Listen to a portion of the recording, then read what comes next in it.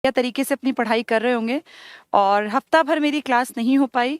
मुझे बहुत ज़रूरी अपने चाचा जी के बेटे मतलब मेरे कज़िन की शादी में जाना पड़ा और वो जाना बहुत ज़रूरी इसलिए था क्योंकि चाचा जी ने हमारा हर टाइम पर हर घड़ी लाइफ में जब भी प्रॉब्लम्स आई वो हमारे साथ हमेशा बने रहे। और मुझे ऐसा लगता है कि जो इंसान सच में बुरे टाइम में आपका साथ देता है असलियत में वही आपके अपने होते हैं। और मेरे चाचा जी ने एक दौर जीवन का जब ऐसा था जब लग रहा था कि सब कुछ खत्म हो गया, कुछ भी लाइफ में अच्छा नहीं है, अब शायद दोबारा से लाइफ अच्छी नहीं आ पाएगी या ट्रैक पे नहीं आ पाएगी, उस टाइम उन्होंने हमारा साथ दिया। इसलिए हमारी एक मॉरल ड्यूटी बनती थी हम सभी बहनों की कि हम चाचा जी को उस टाइम पे उनके साथ खड़े हों। तो इसलिए हफ्ते भर का ब्रेक मैंने पहली बार शायद आईसीएस बनने के बाद, जब से आईसीएस है 10 सालों से कभी मैंने इतनी लंबी छुट्टी नहीं की, लेकिन ये पहली दफा था जब मैंने 5-6 दिन की छुट्टी की। और ये लाजमी भी था क्योंकि जिस आदमी ने आपका बुरे टाइम में साथ दिया हो ये बहुत जरूरी होता है कि उसकी हर खुशी में हर दुख में आप उसके साथ खड़े रहें। चलिए, बहुत सारे लोग मुझे मैसेजेस भेज रहे हैं हैप्पी बर्थडे के। बहुत बहुत बहुत दिल से शुक्रिया सभी लोगों को। और बहुत खूबसूरत मैसेजेस लोग लिख रहे थे। बहुत सारे बच्चों ने कहा मैम आप हमारे लिए बड़ी बहन की तरह है या आप हमारे लिए बड़ी सिस्टर की तरह या माँ की तरह है। तो मैं सभी लोगों का शुक्रिया करती हूँ और मुझे बहुत खुशी मिलती है अगर कोई मुझे देख के ये फील करता है कि उसको लाइफ में एक मोटिवेशन फील होता है या वो जिंदगी में आगे बढ़ना चाहता है, क्योंकि हम भी अपने टीचर्स को देख के अपने से बड़ों को देखकर ही जीवन में किसी मुकाम तक पहुंच पाए। और मेरे लिए ये अच्छी बात है, बहुत खुशी की बात है, प्राउड की बात है कि कुछ लोग मुझे भी अपना जीवन में आइडियल मानते हैं और वो चाहते हैं कि हम भी मैम जैसे बन जाएं या मैम की तरह सही रास्ता पकड़ लें। तो मैं तो भगवान से दुआ करूंगी कि जितने लोग मेहनत करते हैं, अपना कर्म करते हैं, जो लोग समाज में अपना किसी भी तरह से अच्छा योगदान देना चाहते हैं, उन सबको तरक्की मिले, उन सबको कामयाबी मिले। आप हमेशा जीवन में खुश रहें, आपके परिवार वाले हमेशा खुश रहें, स्वस्थ रहें और हमेशा ऐसे ही हंसते खेलते आपका जीवन बीत जाए। और जीवन को जब आप जीवन के अंत समय तक पहुंचे तो आप देखें कि जीवन सच में बहुत छोटा सा था और बहुत हंसी खुशी बीत गया। तो इन्हीं दुआओं के साथ आगे बढ़ते हैं। और मैंने एक टॉपिक आपको पढ़ना स्टार्ट कराया था, पढ़ाना, प्रसिद्ध व्यक्तित्व। मुझे याद नहीं मैंने ये टॉपिक शुरू कराया कि नहीं कराया, क्योंकि लगभग 10 दिन हो गए हैं, 10-11 दिन मैं क्लासेस ले नहीं पाई थी। 19-20 को बता रहे हैं लास्ट क्लास हुई थी। चलिए, अब कोशिश करूंगी इसकी डेली क्लासेस लूं और टॉपिक काफी हद तक बेस तो मेरे ख्याल तुम लोगों का तैयार हो गया, क्योंकि हमने राजनीति अपनी पढ़ ली थी, अपना प्रशासन पढ़ लिया था, जिलेवार परिचय पढ़ लिया था, पर्यटन स्थल पढ़ लिए थे। तो एक आइडिया आपके दिमाग में बन गया होगा कि हरियाणा कैसा है, सभ्यता संस्कृति यहाँ किस तरह से फली फूली है, कैसे यहाँ के लोग जो हैं पर्यटन स्थलों पे जाते हैं, क्या इनकी इंपॉर्टेंस है, ऐतिहासिक महत्व कितना है। और हरियाणा एक ऐसी भूमि है, एक ऐसी पावन धरती है जहाँ भगवानों ने भी जन्म लिया, जिसको देवकृत योनि का नाम दिया गया, यानी देवताओं का जन्म भी इसी मिट्टी में, इसी धरा पर, इसी जगह पर हुआ। हमारे लिए प्राउड की बात है क्योंकि हम सब हरियाणा की इस मिट्टी को बिलोंग करते हैं। तो हरियाणा की एक बेसिक समझ हम सब में बन चुकी है। अब उसको हम आगे डिटेल में पढ़ते जाएंगे कि जैसे हरियाणा में कौन सी हस्तियां इंपॉर्टेंट हुई, हरियाणा में कितनी तरह की मिट्टी है, कौन कौन सी इंपॉर्टेंट नदियां हैं, कौन सी नहरों का जाल है, कौन से यहाँ पे बिजली के बड़े प्रोजेक्ट्स लगाए गए। तो ऐसे करते करते कुछ दिनों में तुम देखोगे तुम्हें हरियाणा लगभग लगभग समझ में आ जाएगा। ठीक है, एक बेस का काम बन चुका। अब उसके ऊपर आगे की चीजें जो है ना, जैसे एक बेसिक स्ट्रक्चर होता है किसी भी चीज का, अगर वो समझ में आ जाए तो आगे की चीजें बहुत आसान दिखती हैं। अब तुम सब जानते हो कि आपके 6 मंडल कौन कौन से हैं भाई, घर के एम, फिर कैसे उनमें अलग अलग जिलेवार, जैसे ऊपर की बात करें तो पंचकुला, अंबाला, यमुनानगर, कुरुक्षेत्र एक मंडल में आते हैं। फिर करनाल, कैथल, पानीपत एक मंडल में आते हैं। फिर सिरसा, हिसार, फतेहाबाद और जींद एक मंडल में। फिर बीच का मंडल रोहतक, सोनीपत, और इस तरफ जाएं तो अपना ये चरखी दादरी, भिवानी और झज्जर। फिर नीचे की पट्टी में गुड़गांव और आपका रेवाड़ी, महेंद्रगढ़। फिर सबसे नीचे फरीदाबाद, पलवल और मेवात या नूह। तो हरियाणा का एक मैप आपके दिमाग में अब छप गया होगा और आप कोई भी क्वेश्चन पूछें तो आप उस मैप को एनालाइज करके आंसर देने में सक्षम हैं, ऐसी मेरी उम्मीद है। तो तुम पढ़ ही रहे होगे। चलिए, आज हम पढ़ना शुरू करेंगे प्रसिद्ध व्यक्तित्व का टॉपिक। हरियाणा में ऐसी ढेरों पर्सनालिटीज ने जन्म लिया। खिलाड़ियों की बात करें, राजनीतिज्ञों की बात करें, नेताओं की बात करें, कोई बॉलीवुड कैरेक्टर्स की बात करें, कोई गायकों की बात करें, रागनियों में अपनी बात करें, तो हर जगह हरियाणा के लोगों ने परचम फहराया। चाहे वो कोई भी क्षेत्र आप उठा के देख लीजिए, जब आप पढ़ेंगे तो आप पाएंगे कि खेल से लेके और बॉलीवुड या कोई मेडिकल फील्ड की बात करो या कोई एडवोकेट की बात करो, जजेस की बात करो, तो हरियाणा का कोई ऐसा क्षेत्र नहीं है इस पूरी धरती पर, इस दुनिया में, इस भारत में, जिसमें हरियाणा के लोगों ने अपना परचम न फहराया हो। तो एक एक करके हम हस्तियों को पढ़ते जाएंगे और धीरे धीरे करके हम देखेंगे लगभग चीजें हमें समझ में भी आ जाएंगी। ठीक है, चलिए तो हरियाणा के प्रसिद्ध व्यक्तित्व की बात करते हैं। प्राचीन काल से ही हरियाणा प्रतिभाओं की महान भूमि रही है। हमारे देश में, हरियाणा में खासकर, प्रतिभाओं की कभी कमी नहीं थी। एक से एक बढ़ के प्रतापी राजाओं ने इस धरा पे जन्म लिया। एक से बढ़ के एक पुराने युद्धों की बात करें तो महान योद्धाओं ने इस भूमि में, रणभूमि में लड़ाई की। और देश की सबसे बड़ी अगर लड़ाई की बात करते हैं तो महाभारत का जिक्र आता है, और महाभारत भी इसी पावन धरती पर लड़ा गया। 18 दिन तक चलने वाला युद्ध था, जिसमें धर्म की विजय हुई थी और अधर्म का नाश हुआ था।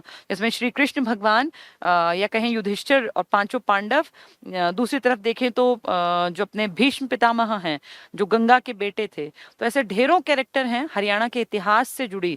फिर देखें राजा महाराजाओं की बात करें तो आपके पृथ्वीराज चौहान का जो टाइम पीरियड था वो यहाँ पे, उनकी कचहरी थी, उनका किला था, वो यहाँ न्याय किया करते थे। इस मिट्टी में ही उन्होंने 2 बड़ी लड़ाइयाँ लड़ी, 1191 में और 1192 में। फिर देखें तो हर्षवर्धन नाम का भी एक राजा था जो उत्तर भारत का महान सम्राट था। यहाँ देखें तो हेमचंद्र विक्रमादित्य था।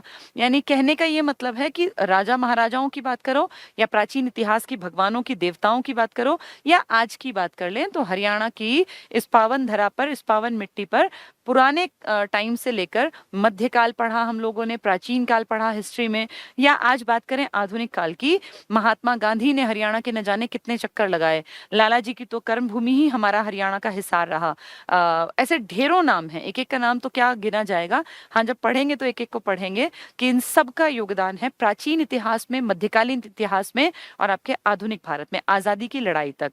तो हम देखें तो आज भी हरियाणा एक बड़ा योगदान दे रहा है। चाहे देश की जीडीपी की बात कर ले या देश में मेडल्स लाने की जब भी बात होती है तो पूरे देश के खिलाड़ी एक तरफ और हरियाणा के, अकेले हरियाणा के खिलाड़ी एक तरफ। हमारा नंबर पूरे देश के मुकाबले ज्यादा आगे रहता है। कारण यहाँ दूध दही का खान पान है, यहाँ की मिट्टी में, लोगों में। और कोई ऐसा नहीं कि नॉन वेजिटेरियन है हम, हमारे जितने भी खिलाड़ी हैं उसका बड़ा प्रतिशत तो नॉन वेजिटेरियन खाता ही है ही नहीं, वो खाते ही नहीं नॉन वेज। सिर्फ दूध दही के दम पे वो इतना बेहतरीन प्रदर्शन करते हैं कि ओलंपिक, कॉमनवेल्थ और एशियन गेम्स में न जाने कितनी बार हरियाणा की पताका फहराई है।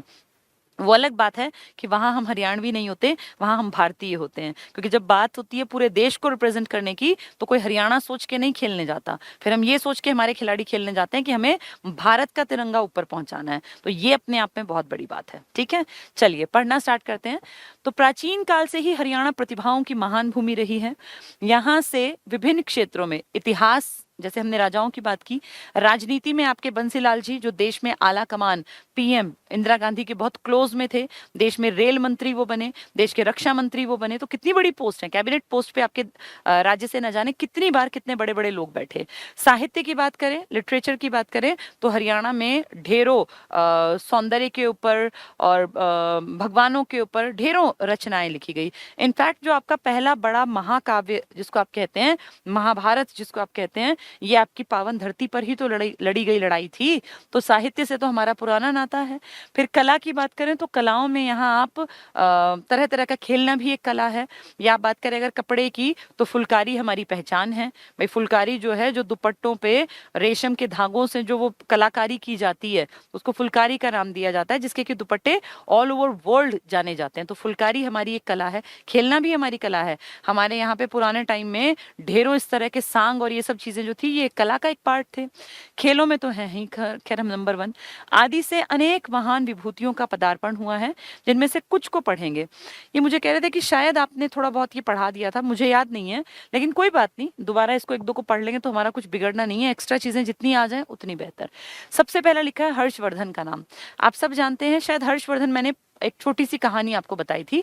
हर्षवर्धन प्रभाकर वर्धन के बेटे थे, राज्यवर्धन इनके बड़े भाई थे, इनकी बहन थी राज्यश्री। उनकी कहानी देखो, मैंने शायद जितना मुझे याद आ रहा है तुम्हें सुनाई थी कि कैसे कन्नौज के राजा के साथ इन्होंने अपनी बहन की, या कह लीजिए प्रभाकर वर्धन ने अपनी बेटी का रिश्ता किया, लेकिन उसके कन्नौज पे नजर थी किस किस की, एक तो बंगाल के शासक की और एक मालवा के शासक की। इन दोनों ने मिलकर कन्नौज के उस राजा को मार डाला, यानी प्रभाकर वर्धन की बेटी के हस्बैंड की हत्या कर दी, जिसका बदला लेने गए राज्यवर्धन, हर्षवर्धन के बड़े भाई, उनका भी चालाकी से मर्डर कर दिया।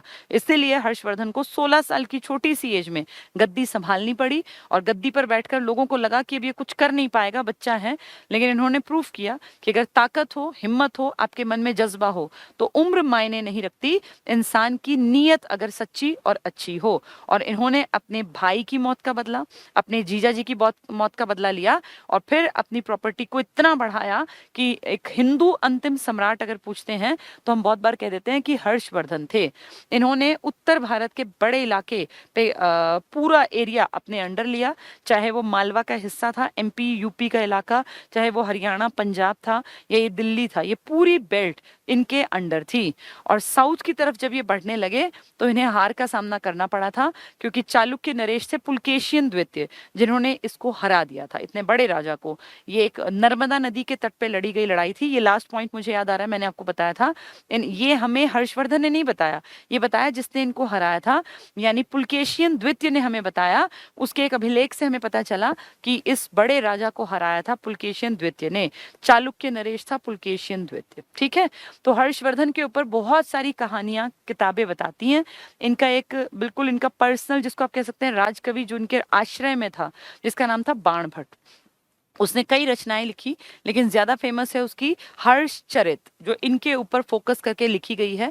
इनके पूरे इतिहास, इनके परिवार, भाई इनके जीजा जी को मारा, इनके पिताजी, इनकी बहन, सबकी हिस्ट्री है उसमें। 8 अध्याय हैं। 3 में इनके पिताजी, इनके दादा परदादा, पुष्यभूति से लेके और राज्यवर्धन तक का इतिहास है, और फिर अगले 5 में उन्होंने हर्षवर्धन के बारे में लिखा है कि कैसे कैसे हर्षवर्धन ने अपनी प्रॉपर्टी बढ़ाई, कैसे उसने यहाँ राज किया, और कैसे वो एक महान शासक बना। तो बाणभट्ट द्वारा रचित हर्षचरित से हमें हर्षवर्धन के समय की जानकारी मिलती है, जिसमें 8 अध्याय हैं। 3 इसकी फैमिली बैकग्राउंड के बारे में है, पुष्यभूति वंश का है ये, इन्हीं को वर्धन वंश भी कहते हैं, इनका वर्धन साम्राज्य कहलाता है। ठीक है, ये अंतिम राजा था। 606 से 647 तक इसने राज किया, और इसके टाइम में ह से है ना इसका नाम, हुएन सांग, चीनी एक यात्री था जो घूमने आया, उसकी एक किताब भी है सी यू की। उस किताब में उसने बहुत सारे इंडिया के बारे में बातें बताई हैं। तो हर्षवर्धन आपके यहाँ 606 में राजा बना। 600 प्लस होते ही हम कहते हैं 7वीं शताब्दी शुरू हो गई। आप जानते होंगे ना, शताब्दी हमेशा एक आगे की होती है। 2020 चल रहा है ना, इसका मतलब 21वीं शताब्दी चल रही है, क्योंकि 20 चल रहा है ना, 20 2000 तो 2020 चल रहा है, आप कहते हैं 21वीं शताब्दी। जब 21 कुछ लिखा जाएगा ना, मान लीजिए 2101 लिखेंगे आप, तो आप कहेंगे 22वीं शताब्दी चल रही है। यानी हमेशा शताब्दी एक आगे की बोली जाती है, इसलिए कहा जाता है हर्षवर्धन 7वीं शताब्दी का राजा था। कारण 606 तो 600 क्रॉस कर गया, 7वीं शताब्दी का। किसका बेटा था? प्रभाकर वर्धन का, इसीलिए इसके साम्राज्य को वर्धन साम्राज्य भी कहा जाता है। इसके पिताजी के नाम में भी वर्धन, इसके भाई के नाम में भी वर्धन, और इसके नाम में भी वर्धन। ठीक है, तो हर्षवर्धन प्रभाकर वर्धन का बेटा था। 606 से 647 ईसा पूर्व गलत लिखा है, ये थोड़ा टाइपिस्ट ऐसी गलतियां करते हैं, ये ईसवी है, ये एडी का राजा है, बिफोर क्राइस्ट का नहीं, ईसवी कर लेना इसको। तक थानेसर, थानेसर आज भी है कुरुक्षेत्र में। पुष्यभूति वंश, इसके वंश का नाम पुष्यभूति क्यों है? क्योंकि जिसने इस वंश की शुरुआत की, जिनके ये वंशज थे, इनके कभी परदादा के भी पुरानी पीढ़ी के लोग, उस राजा का नाम था पुष्यभूति। ये पहला आदमी है जिसने कहा कि मैं इंडिपेंडेंट राजा हूं, भाई मेरा एक साम्राज्य है। था तो छोटा सा एरिया, लेकिन फिर भी उसने ये दिखाया कि मैं इंडिपेंडेंट हूँ। और फिर जो उसकी पीढ़ी दर पीढ़ी बढ़ती गई तो उनका नाम पड़ गया पुष्यभूति वंश। एक्चुअल में पहले राजा जिसने अपने आप को आजाद घोषित किया, स्वतंत्र घोषित किया, वो पुष्यभूति था। इसलिए इस वंश के 2 नाम हैं, पुष्यभूति वंश भी और वर्धन भी। देखो इनके नाम है प्रभाकर वर्धन, राज्यवर्धन और हर्षवर्धन, इसलिए वर्धन है। ठीक है, ये ध्यान रखना। 606 से 647। और जो घूमने आया हुएन सांग, वो कब आया था? वो इसी दौर में आया था, 634 के आसपास वो आया था, और फिर वो 12-13 साल यहाँ रहा था, लगभग 13-14 साल। इन्हें उत्तरी भारत का अंतिम हिंदू सम्राट कहा जाता है। क्यों? क्योंकि आप जानते हैं 8वीं शताब्दी के बाद से तो मध्यकाल स्टार्ट हो गया, और मध्यकाल में आपके ऊपर अरबों का और तुर्कों का आक्रमण हुआ। मोहम्मद बिन कासिम आपने नाम सुना होगा। तो उस दौर में तो फिर हमारे यहाँ कोई प्रतापी राजा था ही नहीं, तभी तो विदेशी आके यहाँ अटैक करके इंडिया पे राज कर गए अगले 1000 साल तक, जिसको आप मध्यकाल कहते हैं।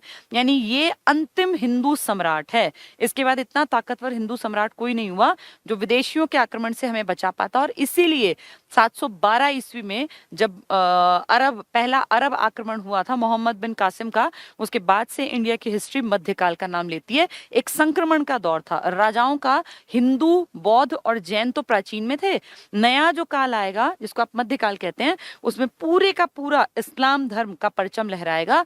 और आप 1000 साल की हिस्ट्री उठा के पढ़ेंगे तो आप देखेंगे 99.9% उस पूरे दौर में सिर्फ और सिर्फ इस्लाम धर्म को मानने वाले लोगों ने ही राज किया, कभी सुल्तानों के नाम पे, कभी मुगल बादशाहों के नाम पे। ठीक है, तो हिंदू की अगर बात कर रहे हैं तो उत्तर भारत का अंतिम था ये। इसके बाद 1000 साल तक कोई दिखा नहीं। ये प्रसिद्ध विद्वान थे, पढ़े लिखे थे, लेखक थे और विद्वानों के आश्रयदाता थे। मैंने आपको बताया बाण भट्ट इन्हीं के अंडर तो रहा करता था, तो ये खुद भी राइटर थे। इन्होंने 3 किताबें लिखी थी, नाग और रत्न प्रिय थे ना इसको, नाग रत्न प्रिय, नागानंद, रत्नावली और प्रियदर्शिका। किसकी किताबें हैं ये? हर्षवर्धन की। हर्षवर्धन के ऊपर एक किताब है हर्षचरित, किसने लिखी है? बाण भट्ट ने। बाण भट्ट इसका राजकवि था। ठीक है, आगे इन्होंने नागानंद, रत्नावली और प्रियदर्शिका नामक पुस्तकों की रचना की। इंपॉर्टेंट है, नाग और रत्न प्रिय थे, इसको ऐसे ही याद करना, नाग और रत्न। भाई नाग और रत्न किसको प्रिय थे? हर्षवर्धन को। कब से कब तक राज किया? 606 से 647 तक। इसके टाइम में कौन विदेशी आया? हुएन सांग। किसके टाइम में? हर्षवर्धन, CU की उसकी किताब का नाम। 7वीं शताब्दी का राजा था, अंतिम हिंदू सम्राट था। 606 ईसा पूर्व नहीं है, वो गलत लिखा हुआ है, ईसवी कर देना उसको। ठीक है, 606 से 647 तक। चलिए, महिपाल एक छोटा सा राजा था। वैसे इंडियन हिस्ट्री में नाम नहीं है, लेकिन क्योंकि हरियाणा हिस्ट्री पढ़ते हैं इसलिए इसका नाम है। दिल्ली और आसपास के इलाके पे इसने कोशिश की थी अपना बढ़िया साम्राज्य खड़ा करने की, लेकिन बात नहीं बन पाई थी। ठीक है, क्यों नहीं बन पाई थी? क्योंकि महमूद गजनवी इसके टाइम तक आ चुका था। देखो, महिपाल दिल्ली और उसके आसपास के क्षेत्रों के शासक थे, छोटे लेवल पे काम करते थे। इन्होंने मसूद कौन है? महमूद गजनवी का उत्तराधिकारी है। महमूद गजनवी और मोहम्मद गौरी 2 बहुत बड़े नाम हैं। उसकी मृत्यु के बाद हांसी और थानेसर, हांसी आपका हिसार, थानेसर कुरुक्षेत्र, तो हिसार कुरुक्षेत्र सहित बहुत बड़े भूभाग पर अधिकार स्थापित कर लिया था।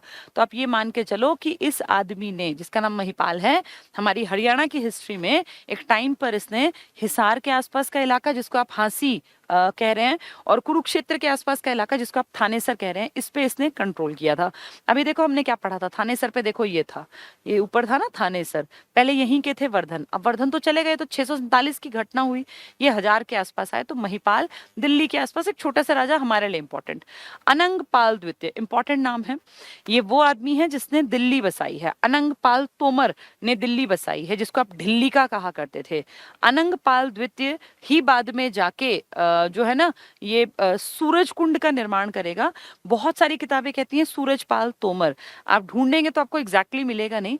इसी का एक नाम था सूरजपाल। अनंगपाल और सूरजपाल 2 अलग आदमी नहीं हैं। इन लोगों ने फरीदाबाद के आसपास, दिल्ली के आसपास खूब काम करवाया, और वहीं फरीदाबाद में सूरज कुंड, एक बड़ा सा तालाब, सूरज जैसी आकृति थी उसकी, इसलिए उसका नाम पड़ा सूरज कुंड, यानी सूर्य के शेप में एक कुंड, कुंड मतलब तालाब, ऐसा खुदवाया तो नाम पड़ गया सूरज कुंड। आज आप जानते हैं सूरज कुंड में हर साल क्राफ्ट मेला लगता है, और उस क्राफ्ट मेले में कोई ना कोई देश हमारा सहयोगी राज्य बन जाता है, सहयोगी राष्ट्र बन जाता है, और हमारे किसी स्टेट को हम जैसे एक प्रमोशन करने के लिए एक स्टेट को अपना इस तरह का फोकस में रख लेते हैं कि भाई ये स्टेट हमारा मेन है, इसको फोकस करके हमने सारे सूरज कुंड के मेले को सजाया है। तो ये सूरज कुंड इसी आदमी की देन है, अनंगपाल तोमर की। इसी ने दिल्ली बसाई है, अनंगपाल। ठीक है, तोमर वंश का है ये। अनंगपाल द्वितीय तोमर, तो अनंगपाल 2 रहे होंगे इसलिए नाम पड़ गया अनंगपाल द्वितीय। तोमर इनका वंश है, वंश के शासक थे। इनके राज्य का विस्तार हरियाणा से दिल्ली तक था। मैंने बताया ना, ये अपना फरीदाबाद है, दिल्ली है, दिल्ली बसाई ही इन लोगों ने, तोमरों ने तो बसाई है दिल्ली, तोमर वंश ने, दिल्ली तक था। इनके राज्य की राजधानी क्या थी? दिल्ली। फरीदाबाद के आसपास इन्होंने राज किया, दिल्ली के आसपास। अब आप खुद देखो, आपको अगर मैप याद है तो दिल्ली से नीचे की तरफ ही तो फरीदाबाद है भाई। फरीदाबाद, झज्जर और अपना सोनीपत और गुड़गांव, ये 4 जिले आपके दिल्ली को टच करते हैं ना। दिल्ली के उत्तर में बैठा है सोनीपत, दिल्ली के पश्चिम में बैठा है झज्जर, दिल्ली के दक्षिण पश्चिम में पड़ता है गुड़गांव, और दिल्ली के बिल्कुल दक्षिण की तरफ पड़ता है हमारा फरीदाबाद। तो फरीदाबाद और दिल्ली ये एक ही इलाका मान लो। अनंगपाल द्वितीय ने इसमें काम किया, तोमर वंश का है वो, उसी ने दिल्ली बसाई थी, तो उसी की बात कर रहे हैं। राजधानी क्या थी? दिल्ली। इन्होंने तोमर राज्य को सुदृढ़ किया और सेना को अनुशासित किया। इन्होंने ही सूरज कुंड का, सूर कुंड लिखा है, सूरज कर लेना इसको, सूरज कुंड का निर्माण करवाया। तो सूरज कुंड का निर्माण सूरजपाल तोमर ही अनंगपाल द्वितीय है, एक ही आदमी के 2 नाम है ये। एक डैम भी बनाया था इन्होंने, अनंग बांध बनाया था, वो इन्हीं के नाम पर है। कहाँ पर? फरीदाबाद में। कंक्रीट से बना पहला बांध था वो, ठीक है। तो ये अनंगपाल तोमर ही क्या है? अनंगपाल द्वितीय, तोमर इसका वंश है। राजधानी इनकी दिल्ली थी सूरजकुंड। पृथ्वीराज चौहान, ये तो बहुत बड़ा नाम है और शायद ही कोई ऐसा होगा जो क्लास को सुन रहा हो और जिसने इनका नाम ना सुना हो। बहुत प्रतापी राजा, लेकिन ये उत्तर भारत के नहीं है। उत्तर भारत का हर्षवर्धन था अंतिम। ये हुए हैं 12वीं शताब्दी के बड़े राजा, लेकिन इनकी टेरिटरी छोटी थी, दिल्ली, अजमेर और हरियाणा का कुछ हिस्सा। जैसे हर्षवर्धन को देखें तो वो पूरा हरियाणा, पंजाब, दिल्ली, अजमेर और अपना यूपी, कन्नौज उसकी राजधानी थी, मालवा, बंगाल, वो बड़ी बेल्ट का राजा था। ये लायक बहुत था, बहुत यंग एज में एक्सपायर हो गया। अगर ये राजा जिंदा रहते तो हो सकता है ये हर्षवर्धन से भी ज्यादा प्रतापी राजा बनते, लेकिन बहुत यंग एज में ही इनकी जान चली गई। और वो कहीं ना कहीं हमारे देश के गद्दारों का भी उसमें एक बहुत बड़ा योगदान था। पृथ्वीराज चौहान से बहुत ज्यादा चिढ़ते थे जयचंद, क्योंकि जयचंद की बेटी थी संयोगिता, जिन्होंने अपने पिताजी की मर्जी के खिलाफ पृथ्वीराज चौहान से शादी कर ली थी। पृथ्वीराज चौहान बहुत लंबे नहीं टिके, 1178 में इन्होंने राजपाट संभाला और 1192 इनकी लाइफ का लास्ट ईयर था। तो आप खुद देखो, 78 से और 92, ये तो बहुत यंग एज में एक्सपायर हो गए, या कह दीजिए इनका मर्डर हो गया। इन्होंने खुद ही, भाई जो कहावतें हैं 1000 तरह की हैं, तो आप ये मान के चलो कि ये लायक तो बहुत था ये राजा, लेकिन गद्दारों के कारण ये उतना लंबा टिक नहीं पाया। इनकी शादी क्योंकि संयोगिता से इन्होंने कर ली तो जयचंद चिढ़ते थे और पृथ्वीराज चौहान की टेरिटरी पर नजर उठा के कोशिश की थी आने की मोहम्मद गौरी ने।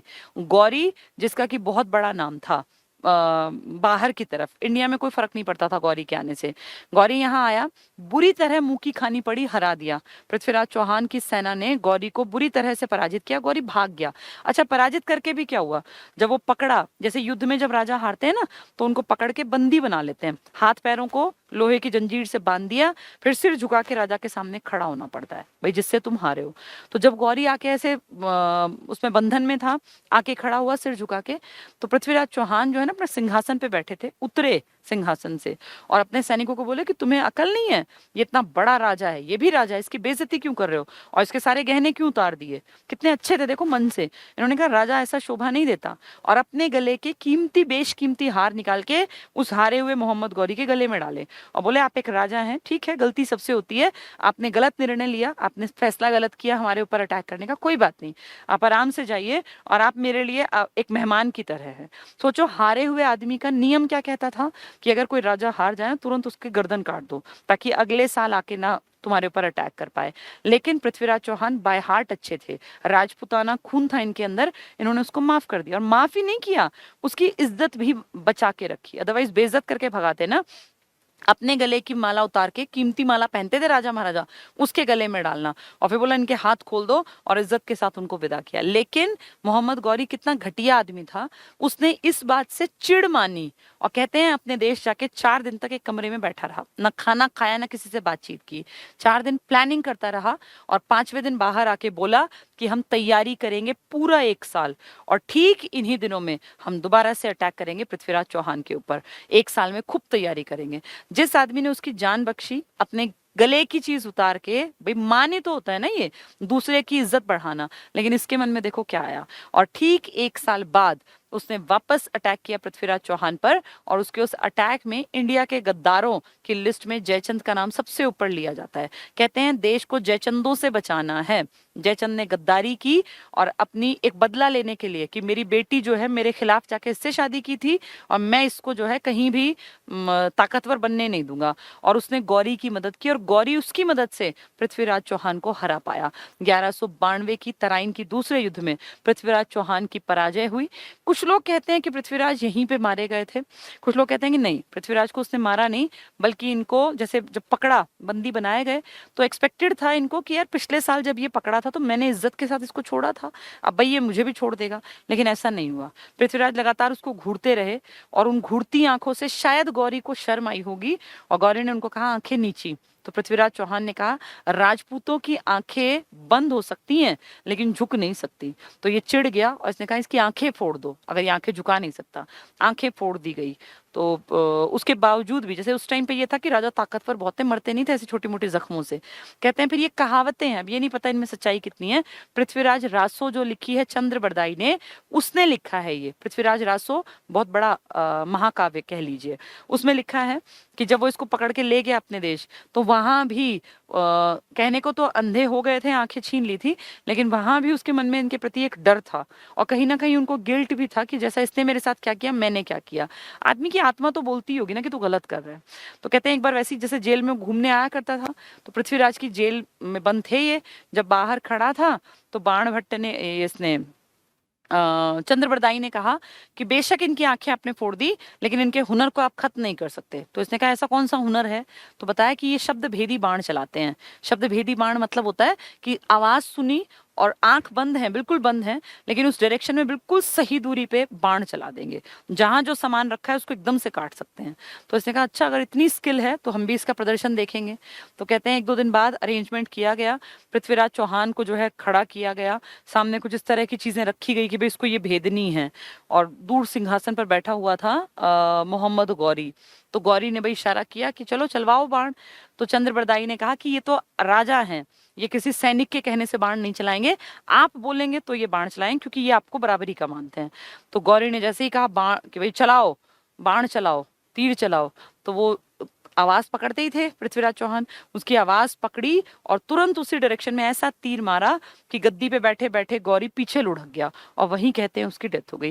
लेकिन कुछ लोग कहते हैं कि ये इतिहास को बढ़ा चढ़ा के दिखाया गया, ऐसा नहीं हुआ था। हमें नहीं पता कि ये सच्ची बात है कि झूठी बात है, लेकिन ये सच है कि पृथ्वीराज चौहान एक प्रतापी राजा थे और उन्होंने अपना सर झुकने नहीं दिया, इसमें कोई डाउट नहीं है। हाँ, हारे कहीं ना कहीं ये उनकी गलतियां भी रही, क्योंकि जिस 1 साल में वो अपने जीवन में मौज मस्ती करते रहे, उस 1 साल में उनका दुश्मन ताकत इकट्ठी करता रहा। उसने अपनी सेना को इतना पका लिया, इतना सेना को ताकतवर बना लिया कि 1192 में एक यंग नौजवान ही तो था। पृथ्वीराज चौहान कोई बुढ़े राजा थोड़ी थे, जवान राजा थे। अगर ये टिकते तो हो सकता है ये हर्षवर्धन से ज्यादा प्रतापी निकलते। वो भी तो 16 साल में राजा बना था, ये भी एज नहीं थे, लेकिन गद्दारों के कारण इनका जो लाइफ है वो लंबी नहीं टिक पाई। चलो पढ़ते हैं। पृथ्वीराज चौहान चौहान वंश के हिंदू क्षत्रिय शासक थे। इन्होंने उत्तर भारत में अजमेर और दिल्ली पर शासन किया। इनका शासनकाल 1178 से 1192 ईस्वी तक रहा। वो 606 में था, ये 1192 में। ठीक है, तो कौन सी शताब्दी है ये? 12वीं शताब्दी। पृथ्वीराज चौहान कौन सी शताब्दी का राजा है? 12वीं का। क्यों कह रही हूँ 12वीं? क्योंकि यहाँ 11 लिखा है, 11 लिखा है तो एक आगे बोलोगे 12वीं। ठीक है। इन्हें विविध उपनामों से बुलाते हैं। राय पिथौरा, दिल्ली में ना आज भी हौज खास नाम की एक जगह है, उसके पास राय पिथौरा एक बस स्टैंड है। मैं जब सबसे पहले मेरी ज्वाइनिंग हुई थी अंबेडकर नगर में, तो वो बस स्टैंड बीच में ही आता था, किला राय पिथौरा। तो राय पिथौरा किसका नाम है? पृथ्वीराज चौहान का। पृथ्वीराज चौहान ही पृथ्वीराज तृतीय भी कहलाते हैं। ठीक है, वहां एक बड़ा सा किला था तो उसको किला राय पिथौरा, राय पिथौरा इन्हीं का उपनाम। एक बार डीपी में आया था कई सालों पहले, राय पिथौरा के उपनाम से किसे जाना जाता है? तो पृथ्वीराज चौहान, जो बहुत बड़े राजा साबित होते अगर लंबे टिकते तो। पृथ्वीराज तृतीय भी यही है। पृथ्वीराज चौहान ही पृथ्वीराज तृतीय, चौहान तो इसका सरनेम हुआ, तृतीय से पहले 2 और आए होंगे। हिंदू सम्राट है और सपा दल क्षेश्वर ये इसके उपनाम है। जैसे किसी को नाम भाई ये एक एक्स्ट्रा नाम। तो सपा दल क्षेश्वर, राय पिथौरा, पृथ्वीराज तृतीय और हिंदू सम्राट, ये इसके उपनाम हैं। इन्होंने तराइन, तराइन कहाँ पड़ेगा? करनाल। इसी को तरावड़ी भी कहते हैं। किसी पेपर में हो सकता है कह दें तरावड़ी का युद्ध। अच्छा, HSSC ऐसा कर सकता है, तराइन कह दें या तरावड़ी कह दें या तराउरी कह दें, इंग्लिश में तराउरी लिखते हैं। तो ये तीनों युद्ध एक ही हैं, तराइन के हैं ये, ठीक है। इसका पहला युद्ध 1191 में मोहम्मद गौरी को पराजित किया। देखो इसने गौरी को हरा दिया था, छोटा सा राजा था, दिल्ली अजमेर है ही कितने, लेकिन इतने बड़े गौरी को हरा दिया। जबकि तराइन के दूसरे युद्ध में ठीक 1 साल बाद मोहम्मद गौरी ने इन्हें पराजित कर इनकी हत्या कर दी थी, ऐसा हिस्ट्री कहती है। लेकिन इनके ऊपर लिखा गया नाम क्या है इनका? इनका नाम पृथ्वीराज है ना, तो इनकी जो किताब लिखी ना इनके ऊपर, उसका नाम है पृथ्वीराज रासो, जिसमें इनकी बड़ाई की है। किसने? जो इनके यहाँ रहा करता था, चंद्रबरदाई, ठीक है। मोहम्मद गौरी ने इन्हें पराजित कर इनकी हत्या कर दी। जाटवां, जाटवां छोटा सा एक राजा था हांसी हिसार के आसपास। और जब ये पृथ्वीराज चौहान के चैप्टर के बाद हमारे ऊपर जब ये गौरी और इन सब का अटैक हो रहा था ना, गजनवी गौरी, ये विदेशों से आने वाले लोग हैं, तब उस दौर में हमारे यहाँ हसन खां मेवाती या जाटवां या गोपाल सिंह टाइप के छोटे छोटे लोकल लीडर्स थे। ये लोकल आदमी थे जिन्होंने डट के मुकाबला किया, हारे अलग बात है लेकिन मुकाबला किया। जाटवां राजा का नाम है, हांसी और हिसार के सेना नायक थे, तो छोटे से लेवल पे काम करते थे। इन्होंने तराइन के दूसरे युद्ध में के बाद हांसी दुर्ग को जीता था, तो हांसी दुर्ग जीत लिया था, लेकिन लंबे नहीं टिकेंगे। मोहम्मद गौरी, क्योंकि वो तो ऊपर से लड़ता हुआ आ रहा है करनाल से, अब ये कहाँ आएगा? हांसी हिसार ही तो आएगा करनाल से मुड़ के। तो मोहम्मद गौरी के सेनापति थे कुतुबुद्दीन ऐबक, उसके साथ पश्चिमी बांगर क्षेत्र में हुए युद्ध में ये पराजित हो गए और इस युद्ध में इनकी मृत्यु हो गई। ये वही जाटवा है जिसने पृथ्वीराज चौहान का पहली लड़ाई में साथ दिया था, दोनों जीते थे। अब पृथ्वीराज भी मारा गया और जाटवा के ऊपर भी दिक्कत आई, क्योंकि मोहम्मद गौरी तो वहां लड़ रहा था, फिर उसकी सेना आगे बढ़ी जिसमें उसका सेना नायक था कुतुबुद्दीन ऐबक। ऐबक ने बांगर, आप जानते हो ना, बांगर हमारा इलाका है जो पुरानी मिट्टी है, जलोड़ जो अपना ये भिवानी वाली बेल्ट है उस तरफ की, ये सारा बांगर इलाका कहलाता है। तो बांगर क्षेत्र में लड़ाई हुई। किस कौन कौन लड़े वहां पर? गौरी और पृथ्वीराज तो वहां लड़े थे करनाल में। पृथ्वीराज के एक अंडर काम करता था जाटवा नाम का, और गौरी के अंडर काम करता था कुतुबुद्दीन ऐबक, यानी उनके सबॉर्डिनेट लड़े हैं इस इलाके में। और वहां गौरी जीता और यहाँ उसका सेनापति जीता पृथ्वीराज चौहान। वहां हमारे तराइन के युद्ध में पहले दूसरे युद्ध में पृथ्वीराज हारे, और फिर उनका फ्रेंड जाटवा जो उनका ही एक दोस्त था ये भी हारा, ठीक है, मृत्यु हो गई। तो वहां भी डेथ, यहाँ भी डेथ, पहले में दोनों जीत गए थे। हसन खां मेवाती, बाबर का नाम सुना होगा। 1526 में जो पानीपत की तीसरी लड़ाई, पहली लड़ाई के बाद आएगा बाबर, मुगलों की शुरुआत जिसके नाम से की जाती है बाबर, उसके टाइम का था ये हसन खां मेवाती। आज इस नाम का वहां पर एक मेडिकल कॉलेज है, हसन खां मेवाती मेडिकल कॉलेज। कहाँ है? मेवात में। तो ये वही हसन खां मेवाती है, मेवात का था इसलिए मेवाती वैसे ही कह देते हैं, वैसे नाम है हसन खां। हसन खां लड़ा था, जम के लड़ा था, बाबर के साथ भी लड़ा था। बाबर से लड़ना कोई हंसी खेल नहीं था, तोप का इस्तेमाल किया था बाबर ने पहली बार इंडिया में, तो ये बड़ी हस्ती था, उससे पंगा लेना तो कहीं ना कहीं हिम्मत थी इसके अंदर। हसन खां मेवाती लोदी वंश के शासकों के अधीन मेवात के शासक थे। लोदी वंश था ना दिल्ली में, ये आपने सुना होगा, सिकंदर लोदी, इब्राहिम लोदी, पता होंगे ना आपको। तो ये बहलोल लोदी, 3 बड़े, उनके टाइम में मेवात का था, ये मेवात का छोटे से एरिया का ये राजा था। ये इब्राहिम लोदी की पराजय के बाद मेवात के स्वतंत्र। अब इब्राहिम लोदी किससे हारा? बाबर से। सोचो पूरी एक टेरिटरी दिल्ली सल्तनत की में इब्राहिम लोदी था। इब्राहिम लोदी के अंडर बहुत सारे लोग और भी तो थे। उस टाइम मेवात में था हसन खां नाम का। अब जब इब्राहिम लोदी हार गया पानीपत की लड़ाई में, पहली लड़ाई में, तो हसन खान ने कहा भाई ये हारा होगा, मैं तो इंडिपेंडेंट राजा हूं, मेरी अलग आइडेंटिटी है, अपने आप को अलग कर लिया, लेकिन अब फिर बाबर से लड़ना पड़ेगा। 1527 में बाबर के साथ हुए एक युद्ध में हसन खां मेवाती मारे गए और इनके बेटे नाहर खां को बाबर द्वारा बंदी बना लिया गया। तो इस चीज को कहानी की तरह समझना है। जाटवा ने किसकी मदद की थी? पृथ्वीराज चौहान की। पृथ्वीराज को किसने हराया था? गौरी ने। गौरी का एक सेना नायक कौन था? कुतुबुद्दीन ऐबक। और जाटवा किसका सेना नायक था? इसका पृथ्वीराज का। दोनों लड़ते हैं, हांसी हिसार के इलाके में जाटवा की डेथ हो जाती है, तराइन में दूसरे युद्ध में पृथ्वीराज की। फिर हम देख रहे हैं बाबर, जो कि बहुत लेटर स्टेज में आएगा।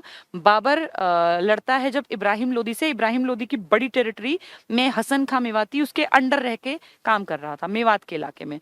अब उसका बड़ा राजा है जो कि लड़ रहा है पानीपत का पहला युद्ध, वो मर गया, इब्राहिम लोदी मर गया, इसने कहा यार मैं हूं इंडिपेंडेंट, बेशक राजा मरा लेकिन मैं हूं स्वतंत्र। तो जिससे स्वतंत्र कह रहा है बाबर, अगर इसके राजा को मार सकता है तो इसको भी तो हराएगा। बाबर से 27 में लड़ा और फाइनली इसकी भी डेथ हुई। लेकिन ये भी बड़ी बात होती है कि मातृभूमि के लिए लड़ते हुए मरे, तो इसमें बेइज्जती नहीं होती। इसलिए हसन खां मेवाती नाम के आपके यहाँ मेडिकल कॉलेज बनाया गया, अदरवाइज क्यों बनाते? अगर इसकी इंपॉर्टेंस ही ना होती तो नाम से कॉलेज क्यों बनता? ये डरपोक होता है, उसके सामने घुटने टेक देता तो इसके नाम का कॉलेज नहीं बनता। इतिहास उनके चर्चे करता है जिन्होंने हिम्मत दिखाई है, जिन्होंने घुटने टेक दिए होंगे उनका कहाँ इतिहास में जिक्र है? कितने लोगों ने तो बाबर के सामने हाथ जोड़ लिए होंगे कि ठीक है जैसा आप कहोगे वैसा करेंगे। ये लड़ा उससे, इसने कहा बेशक मेरा राजा मर गया लेकिन मैं इंडिपेंडेंट हूँ, लड़के और मारा गया, तभी इतिहास में अमर है ये। तो हसन खां मेवाती, ठीक है। नेक्स्ट है हेमू हेमचंद्र, एक बहुत ताकतवर, पहले तो एक व्यापारी था, इनकी भी कहानी बड़ी इंटरेस्टिंग है।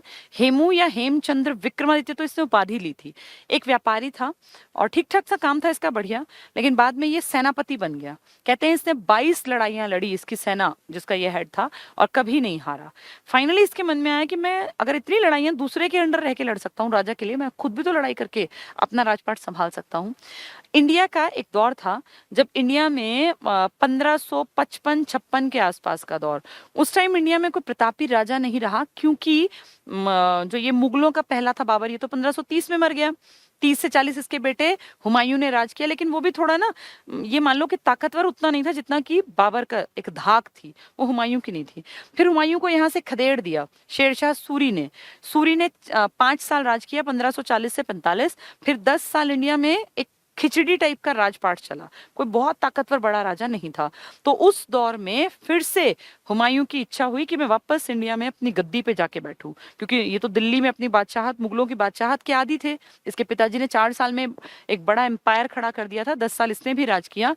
तो वापस आया, जब ये वापस आया ना तो पानीपत का दूसरा युद्ध लड़ा गया, और पानीपत का दूसरा युद्ध 1556 में। अब ये हुमायूं के साथ नहीं है, हुमायूं की तो डेथ हो गई, उसका बेटा है अकबर जो महज 14 साल का है, तो अकबर तो लड़ नहीं सकता। अकबर का केयर टेकर है जिसका नाम है, एक बहुत बड़ा आदमी जिसने कि ये लगा लो कि पूरा अकबर को एक ऊंचाई तक पहुंचाने में एक बहुत इंपॉर्टेंट रोल प्ले किया, बैरम खां उसका संरक्षक था।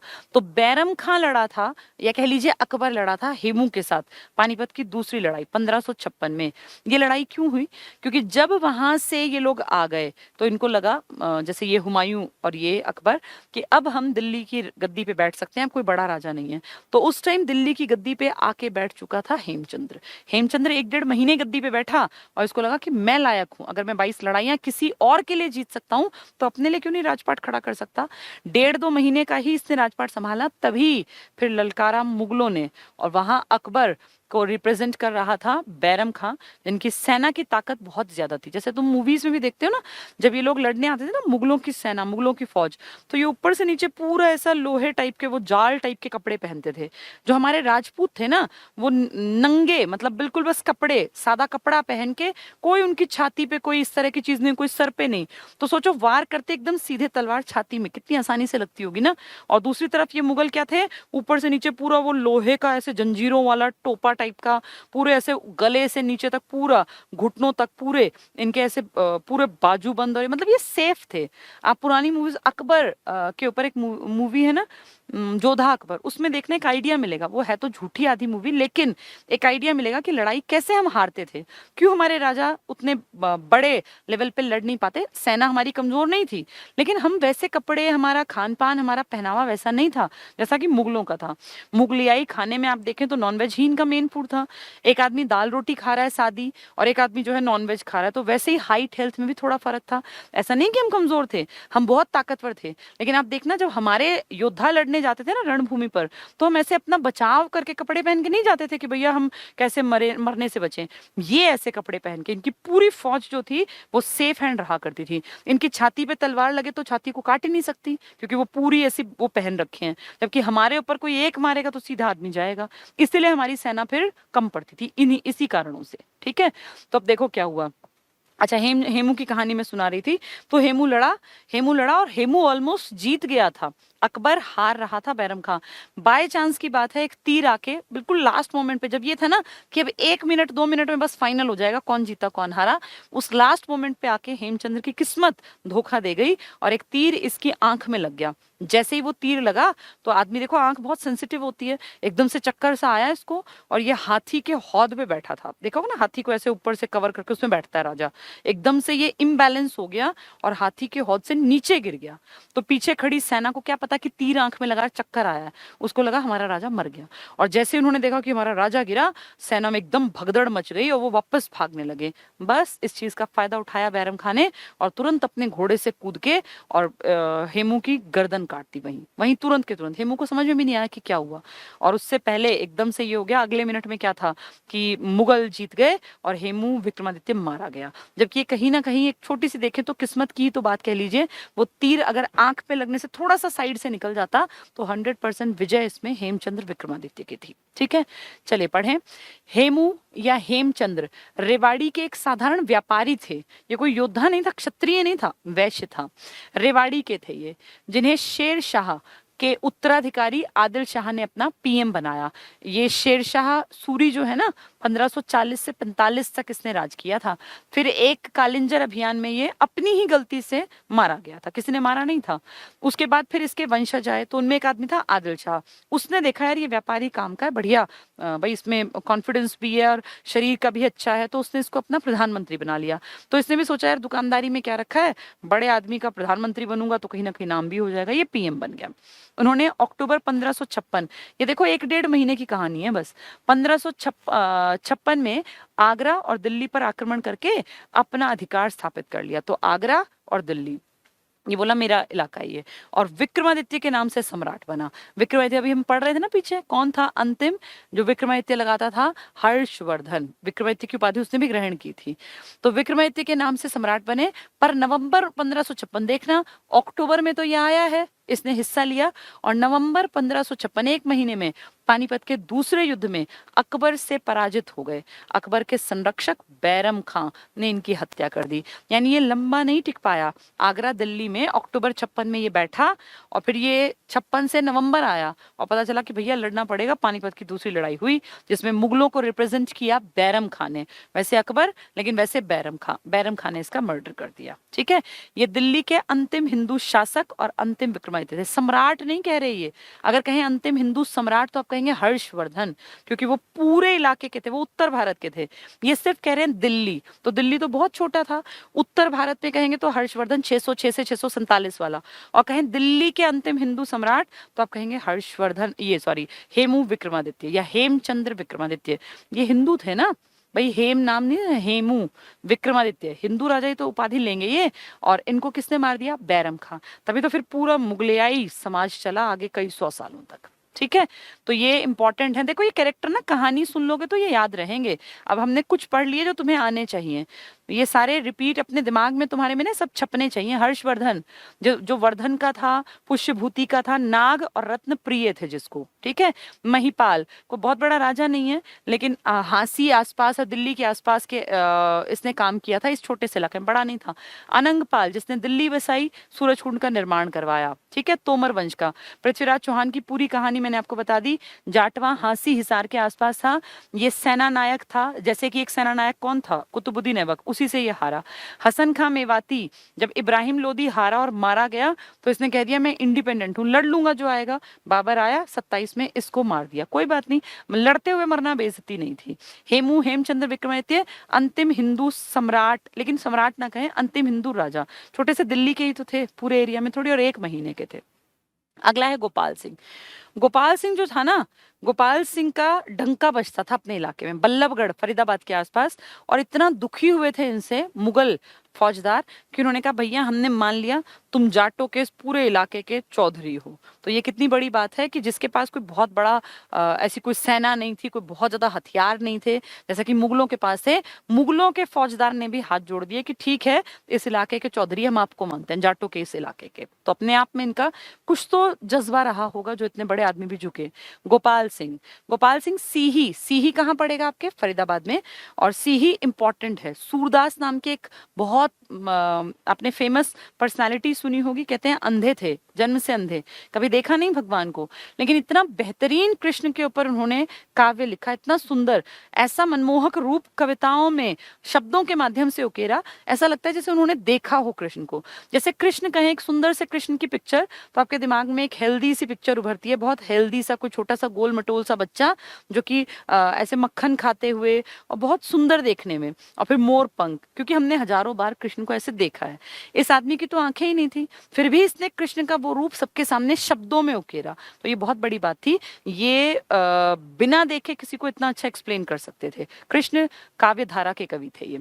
तो गोपाल सिंह सीही गांव के निवासी थे, बल्लभगढ़ की जाट रियासत के संस्थापक थे। तो बल्लभगढ़ जो कहाँ पड़ेगा? फरीदाबाद में। इसकी जो जाट रियासत थी ना, इसके हेड थे ये। कौन? गोपाल सिंह। आज भी गांव में कितने लोगों का नाम गोपाल सिंह होता है। फरीदाबाद के मुगल फौजदार, अब मुगलों ने फरीदाबाद का एक फौजदार, भैया तेरी ड्यूटी है इस इलाके को कंट्रोल में रखना, तो मुगलों का एक फौजदार था जिसका काम था इस फरीदाबाद के इलाके को डील करना। तो इसने इनके हमलों से परेशान होकर इन्हें बल्लभगढ़ का स्वामी और चौधरी स्वीकार किया। तो इन्होंने उस मुगल फौजदार, जिसके पास देखो कैसे तो कपड़े थे कि कोई मार ना सके, ऐसी सेना लेके बैठा था वो, कितने ही हथियार, उसके सामने एक ऐसा आदमी जिसके पास कोई बड़े हथियार नहीं, लेकिन इतने आक्रमण कर दिए उसके ऊपर, उसकी सेना को इतना नाको चने चपवा दिए कि उसने हाथ जोड़ लिए कि मैंने मान लिया आप इस पूरे जाट बाहुल्य इलाके के चौधरी हैं। तो बल्लभगढ़ का स्वामी बन गया। कौन? गोपाल सिंह। ठीक है, ये इनको देश में कोई नहीं जानता, पर आपको और मुझे इसलिए जानना है क्योंकि हमारे इलाके के बहुत इंपॉर्टेंट आदमी थे। तो गोपाल सिंह बल्लभगढ़ की जाट रियासत के संस्थापक थे। और इनसे कौन दुखी हुआ? मुगलों का एक फौजदार। और क्या बोला कि आप बल्लभगढ़ के स्वामी हो। भाई यही जाट रियासत बल्लभगढ़ की तो थी जिसकी इसने स्थापना की, जाटों का वो था, ये हेड था। तो बल्लभगढ़ का स्वामी और चौधरी कौन बने? गोपाल सिंह। ठीक है।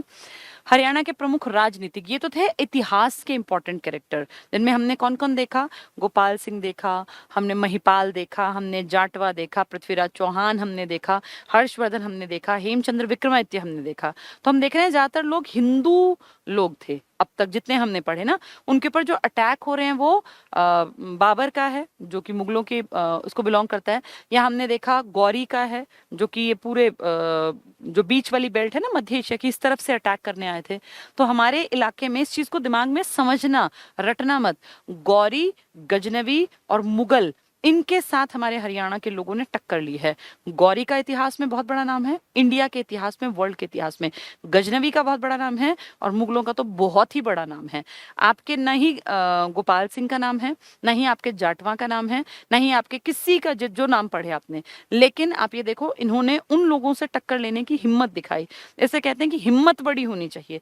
कौन लड़ा, कौन जीता, कौन हारा, वो सेकेंडरी बात है, लेकिन कम से कम इन लोगों ने इतनी हिम्मत दिखाई कि बिना कोई बहुत बड़ी प्रॉपर्टी के मालिक तो नहीं थे, ना इनके पास कोई बहुत बड़ी सेना थी, ना बहुत बड़े हथियार थे, लेकिन फिर भी उन लोगों से इन्होंने टक्कर ली जिनको इतिहास के पन्नों में नाम दिया गया है। तो यानी ये दिलेर किस्म के आदमी रहे होंगे। और ऐसा नहीं कि दब गए, उनसे खुलेआम टक्कर ली, चाहते तो माफी मांग लेते, सामने पैरों में गिर जाते, उनके नौकर बन जाते, लेकिन ऐसा नहीं किया। उनसे भिड़े, उनसे लड़े, चाहे मारे गए, लेकिन इतिहास में, हरियाणा की संस्कृति में तो अमर हो गए।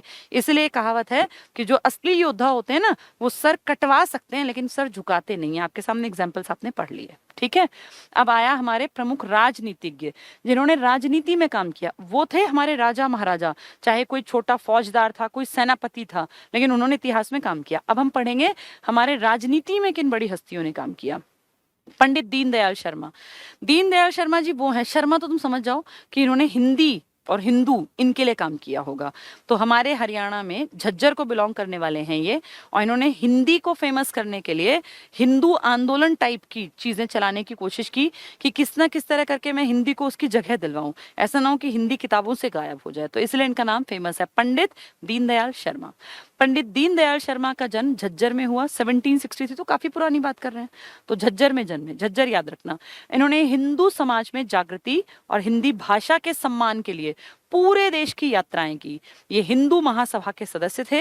1837 में इनका निधन हो गया। आप इस चीज को समझने की कोशिश करो कि जब इनका जन्म हुआ उस टाइम पे औरंगजेब के वंशज काम कर रहे थे, यानी 1000 सालों से हमारे इस हरियाणा के ऊपर मुगलों का, कभी दिल्ली सल्तनत के सुल्तानों का राज रहा। तो एक डर सबके मन में था, क्योंकि मुगलों ने और दिल्ली सल्तनत के राजा सुल्तानों ने हमेशा कोशिश की कि जो इंडियन संस्कृति है, जो पुराने टाइम से चली आ रही है, उसको थोड़ा सा दबा दिया जाए। देखो हर कोई ऐसा ही करता है, और अपनी चीजों को उभारा जाए, सब करते हैं ऐसा। आज आपके देश में जो पीएम है, आज से 10 साल पहले जो पीएम थे, वो चाहते थे लोग बीजेपी को भूल जाएं। अब जो पीएम है वो चाहते हैं कांग्रेस को लोग भूल जाएं। ये ह्यूमन टेंडेंसी है, हर कोई चाहता है कि मुझे याद रखा जाए, पीछे वाले को सब भूल जाए। तो इन्होंने भी ऐसा ही किया। जो ये बीच का दौर था ना मुगलों वाला, तो पंडित दीनदयाल शर्मा जी को लगा कि कहीं हिंदुओं का नुकसान हो, हिंदी संस्कृति का नुकसान हो, तो इन्होंने क्या किया, इन्होंने हिंदू महासभा की सदस्यता ग्रहण की। हिंदू महासभा जो मेनली हिंदुओं के लिए काम कर रही थी, इन्होंने हिंदी के प्रति लोगों के मन में एक प्यार पैदा किया कि भागो मत, ये अरबी फारसी के पीछे मत भागो। अंग्रेजों के आने से पहले हमारे देश में एक बड़ी लड़ाई थी अंदर ही अंदर। अरबी फारसी को जानबूझ के सुल्तान और बादशाह आगे बढ़ाते थे, और हमारी जो लोकल थे ना, जैसे सूरदास है, कबीरदास है, ये हमारी ब्रज को, अवधी को, हमारी संस्कृत को, इनको आगे बढ़ाते थे। तो ये आपस में एक तरह से ये था, किसकी भाषा आगे रहेगी?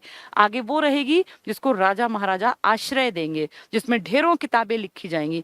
आम आदमी के पास न लिखने के लिए कागज था, न कलम थी, न वो इतना खर्चा कर सकता था। राजा अपने यहाँ आश्रय देते, ढेरों लेखकों को, कवियों को अपने यहाँ बुलाते, उनका खाना पीना करते, महीनों महीनों सालों सालों वो पढ़े रहते और वो लिखते। अब राजा अगर मुस्लिम है तो वो कहेगा आप अरबी और फारसी में लिखो, राजा अगर हिंदू है तो वो कहेगा आप संस्कृत में लिखो। तो बीच के जो 1000 साल हैं, इसमें हिंदू राजा तो थे नहीं, इसमें लगभग सारे के सारे मुसलमान थे। इसीलिए अरबी फारसी को बहुत ज्यादा उतार, ये मतलब चढ़ाव दिखा, और हिंदी का और बाकी चीजों का एक नीचे कहीं ना कहीं फेस हुआ, करनी पड़ी वो चीजें हमें। इसीलिए इस टाइम पर ऐसे लोगों ने कोशिश की कि हिंदू, हिंदी और इन सबको बढ़ावा दिया जाए। ठीक है, तो पंडित दीनदयाल शर्मा झज्जर में जन्मे हैं, हिंदू समाज के लिए, हिंदी भाषा के लिए काम किया, हिंदू महासभा के मेंबर भी बने। अब उम्मीद है याद रह जाएगा, सुन लोगे ना कहानियों की तरह तो याद रहेगा। ठीक है, नाम में देख लो ना, शर्मा जी हैं तो झज्जर, हिंदी, जागृति, हिंदू, हिंदू महासभा, ये सब इनके साथ।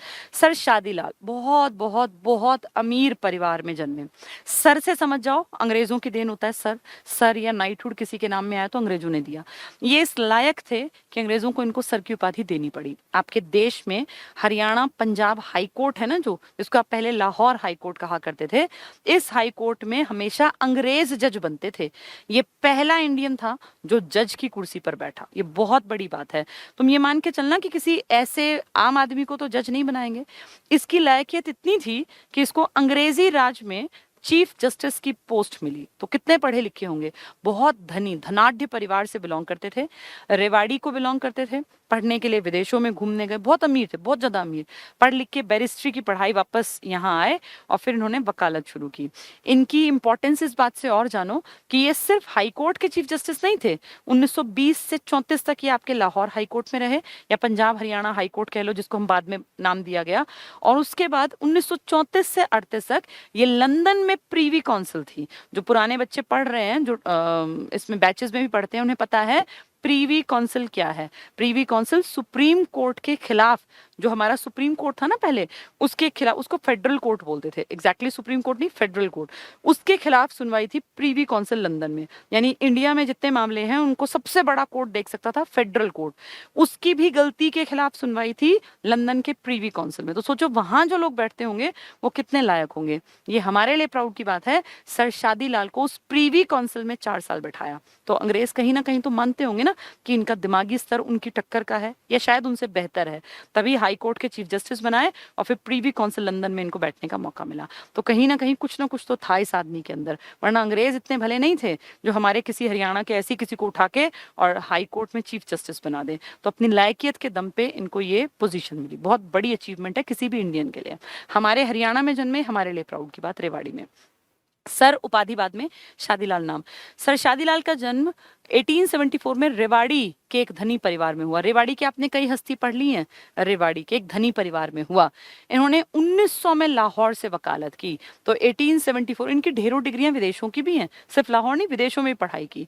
तो 1900 में आप सोच लो कितने, 26 साल के हो गए, तो 26 साल में इन्होंने वकालत कर ली थी लाहौर से, और फिर देखो वहीं के कोर्ट में चीफ जस्टिस लग गए। 1909 में ब्रिटिश सरकार ने इन्हें राय बहादुर की उपाधि प्रदान की। तो कुछ तो था इनके अंदर कि इनको सर की उपाधि मिली, राय बहादुर, जैसे आज भारत रत्न मिलता है ना, तब ये मिला करती थी राय बहादुर, और या फिर सर या नाइटहुड। तो इनकी दो उपाधियां हो गई, सर भी इनके नाम के आगे और राय बहादुर भी 1909 में। 1910 में पंजाब विधानसभा के सदस्य बने, उस टाइम पर अंग्रेजों के टाइम में। और 1913 में पंजाब उच्च न्यायालय के मुख्य न्यायाधीश नियुक्त होने वाले। ये थोड़ा सन ठीक कर लेना, ये गलत कर दिया टाइपिस्ट ने, यहाँ 1920 आना चाहिए। 1920 में ये पंजाब हाई कोर्ट, उस time Punjab high court exactly Lahore high court था, ठीक है, के मुख्य न्यायाधीश नियुक्त होने वाले पहले भारतीय थे। तो कितनी बड़ी बात है, चीफ जस्टिस एक इंडियन को बना दिया।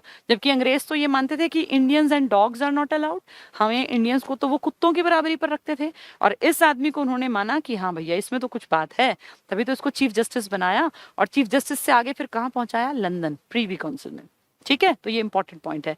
ये 5 वर्ष तक लंदन में प्रीवी काउंसिल सदस्य भी रहे, 1934 से 38 तक रहे। तो 34 को भी गिन लिया, 38 तक 5 साल हो गए।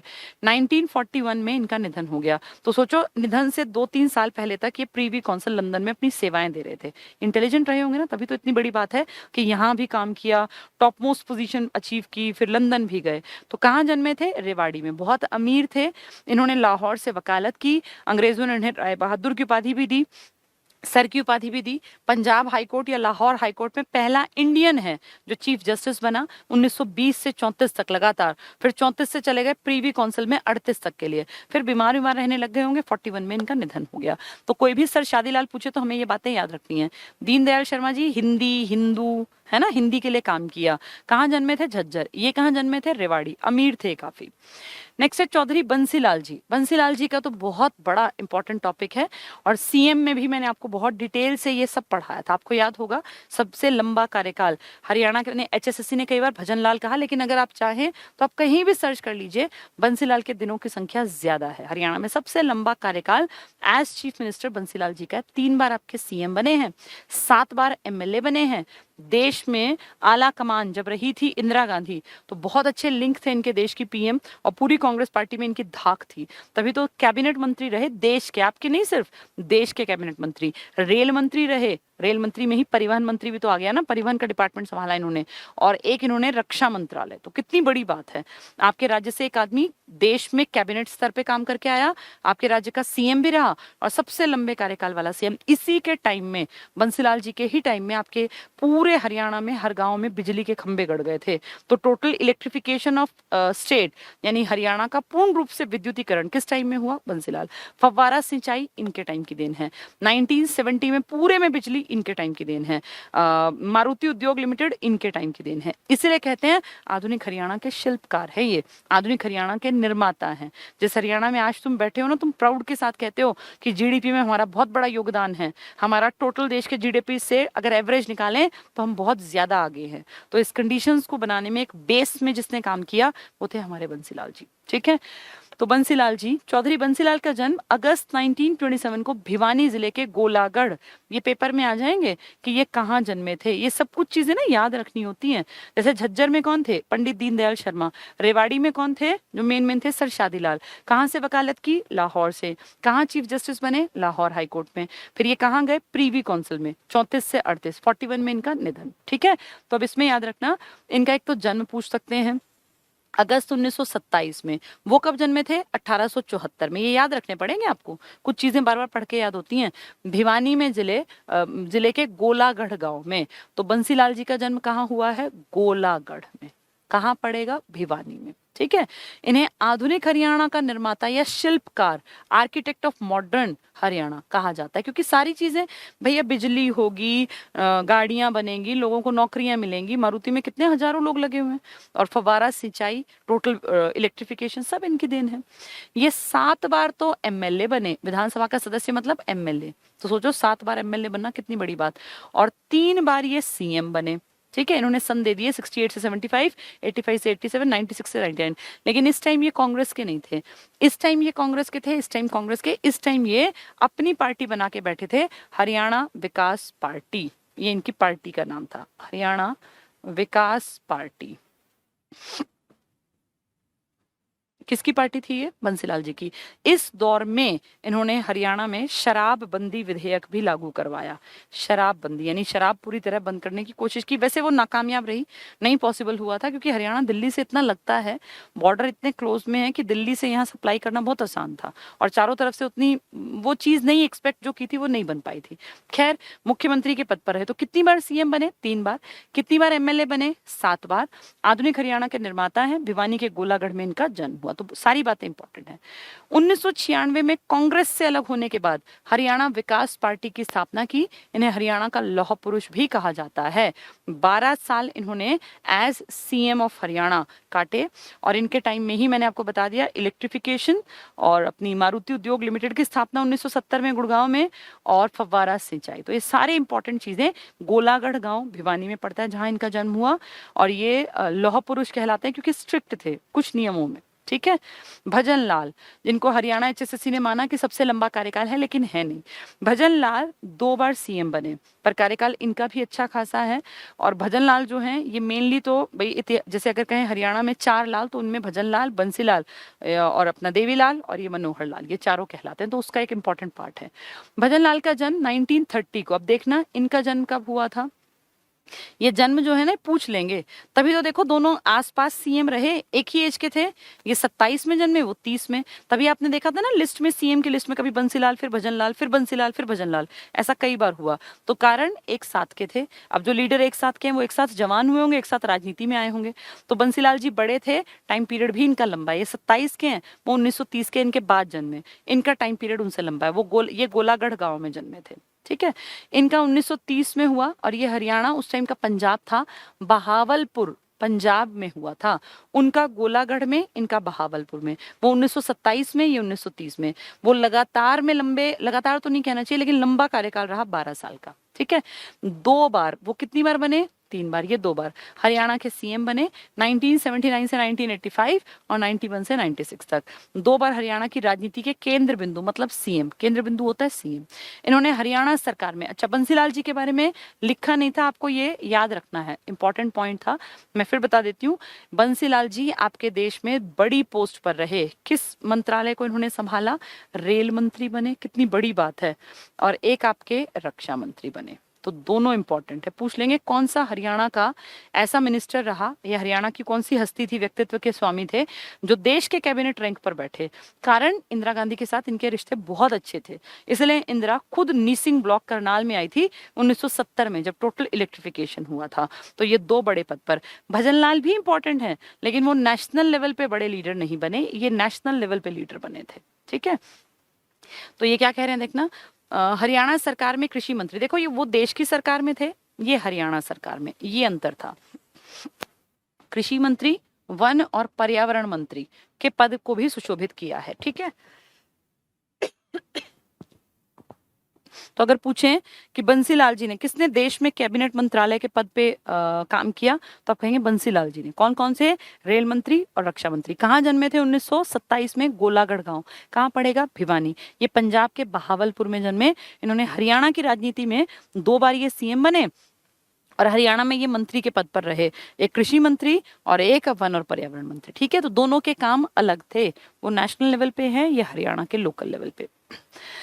2011 को हिसार में इनका देहावसान हो गया। सुषमा स्वराज तो अभी पीछे तो एक्सपायर हुई हैं इलेक्शन के रिजल्ट्स के बाद। इलेक्शन के रिजल्ट्स में तो बीमार थी ना वो बहुत, जब 2019 में ये सब चल रहा था, रिजल्ट आए थे और सब चीजें, तब वो काफी बीमार थी, इसलिए उन्होंने मंत्रालय भी नहीं लिया इस बार। सुषमा स्वराज आप जानते हैं हरियाणा के अंबाला को बिलोंग करती हैं और बहुत यंग एज से ही राजनीति में इनका इंटरेस्ट था। इन्होंने पॉलिटिकल साइंस ही पढ़ा हुआ था, लॉ भी पढ़ा था, सुप्रीम कोर्ट तक इनकी जो है वो एक पहुंच थी और काफ़ी अच्छी जानी मानी, ये मान लीजिए हस्ती थी। आपने देखा होगा ना इनकी शब्दों पे कितनी बढ़िया पकड़ थी। तो शब्दों पे पकड़ उसकी होती है जिसका रिश्ता या तो साहित्य के साथ रहा हो या जिसने लॉ पढ़ा हो, वही अच्छे ढंग से तर्क दे सकता है। दिल्ली में पहली महिला सीएम बनी है और दिल्ली को इन्होंने इन्होंने बहुत बढ़िया ढंग से संभाला। देश के कैबिनेट रैंक पे, बड़े रैंक्स पे भी रही। पीछे तो विदेश मंत्री थी पिछले, जब सरकार, इसी सरकार का कार्यकाल पिछला था 14 से 19 वाला। और कई बार इन्होंने बीजेपी के हेड के रूप में भी काम किया, मतलब छोटे लेवल पर। तो बीजेपी का एक बहुत बड़ा चेहरा, और अगर कहें महिलाओं की टुकड़ी में सबसे उभरता हुआ चेहरा, तो सुषमा स्वराज का था बीजेपी मेंबर में। ठीक है। सुषमा स्वराज का जन्म 14 फरवरी 1952 को अंबाला, कैंट, हरियाणा में हुआ। इन्होंने एसडी कॉलेज अंबाला छावनी, अब जहां जन्मी है वहीं तो पढ़ेगी ना, तो वहीं से अंबाला छावनी से बीए, और पंजाब यूनिवर्सिटी चंडीगढ़ से कानून की डिग्री ली। लॉ पढ़ी थी, मैंने बताया सुप्रीम कोर्ट तक इनकी पहुंच थी। तो ये हरियाणा में जन्मी है, अंबाला में, वहीं से इन्होंने बीए किया। फिर लॉ पढ़ने के लिए ये चंडीगढ़ यूनिवर्सिटी गई। ठीक है, पंजाब यूनिवर्सिटी, सॉरी, चंडीगढ़ में पंजाब यूनिवर्सिटी, पीयू।